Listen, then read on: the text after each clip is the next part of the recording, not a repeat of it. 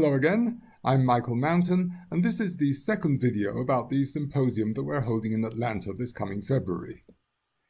In the first one, we looked at how we humans have a deep psychological need to tell ourselves that we're not really animals at all, and that we're fundamentally different from all the other animals.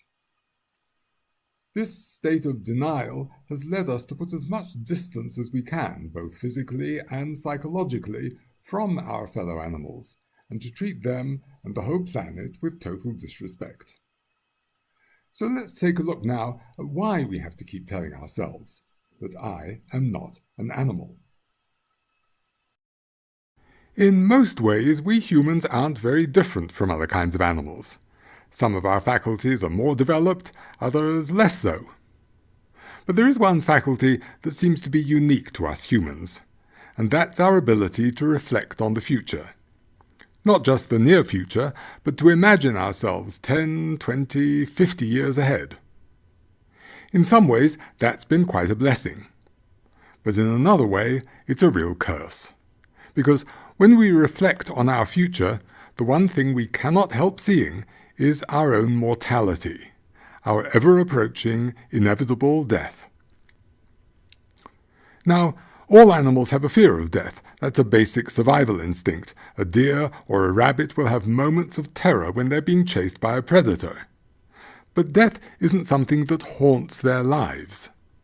For us humans, it's different. We have a constant sense of anxiety over our mortality, even when we're not actively thinking about it. And how we deal with this dread, this terror, was the subject of a Pulitzer Prize-winning book in the 1970s by social psychologist Ernest Becker.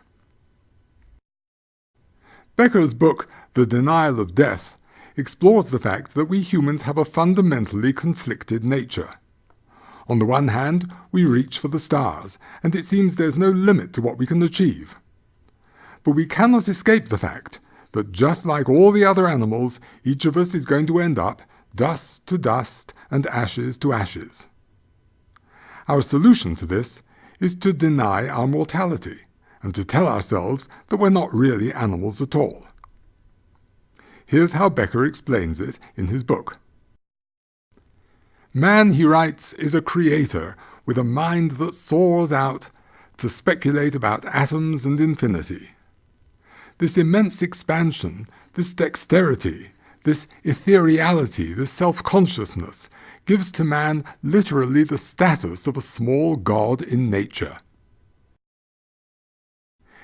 Yet at the same time, man is a worm and food for worms. This is the paradox. He is out of nature, yet hopelessly in it. He sticks out of nature with a towering majesty, and yet he goes back into the ground a few feet, in order blindly and dumbly to rot and disappear forever. Becker writes that this lifelong awareness of our mortality creates a level of anxiety that drives much of our behavior, not only as individuals, but as groups and nations, and as a whole species.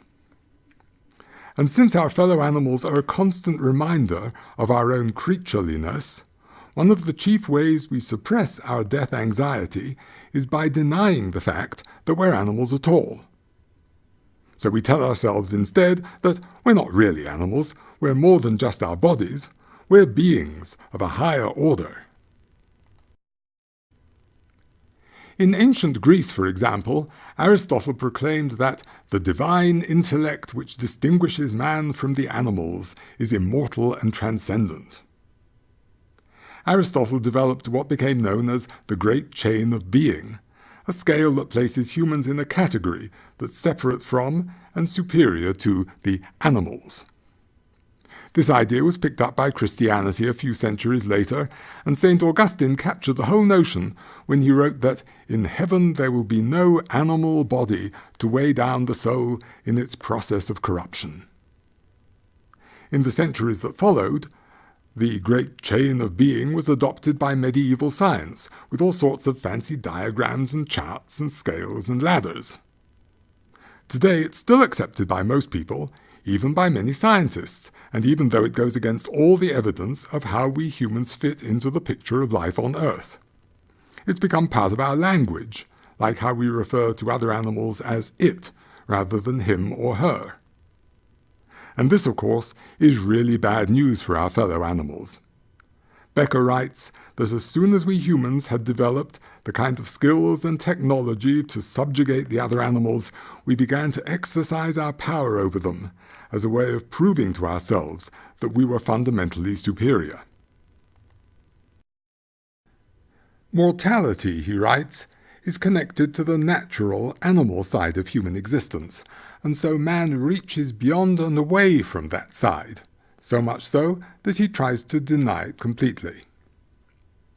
As soon as man had reached new historical forms of power, he turned against the animals with whom he had previously identified, and with a vengeance, because the animals embodied what he feared most, a nameless, faceless death. This aggression toward our fellow animals is so routine, so matter-of-fact, so easily accepted that we barely notice it. Check out this video of Governor Christie when a group of elementary school kids comes to his office on a visit. One of them notices a spider on the table, and rather than maybe putting her outside, here's what the governor does. There. Oh, you see the spider?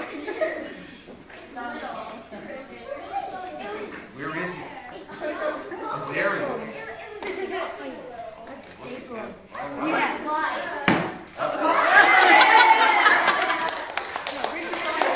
Thank you very much. That's also another fun part of being governor. Any bugs on your desk, you're allowed to kill them and not get in trouble. In case you didn't quite catch the audio, what Christie says is, another fun part of being governor is that you're allowed to kill any bugs on your desk without getting into trouble. In other words, I'm a superior being, and I demonstrate it by killing animals who are smaller than me. And the kids all laugh, and that's the lesson they've learnt from visiting the governor of the state. Some of the most egregious examples of this aggression are obvious, like trophy hunting and bullfighting, and training tigers to jump through fiery hoops at circuses. But the need to dominate all non-human life, to subjugate and to kill, permeates our entire culture and society as we turn our fellow animals into things, commodities and resources that exist simply for our personal benefit. After all, we tell ourselves, if we can control their life and death, perhaps that will give us some sense of having control over our own mortality. In our next video, we'll take a look at some of the stories that we've told ourselves down through the ages and through our art and literature as our relationship to our fellow animals has changed from one of equality at the beginning to what it has become today.